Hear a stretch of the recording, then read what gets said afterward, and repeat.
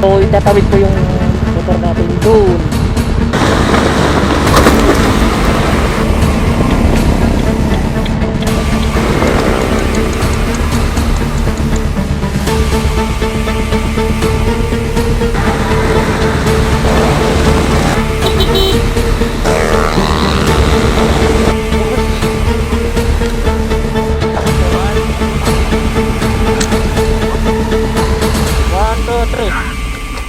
Isa pa. 1, 2, 3. Oops, wait lang.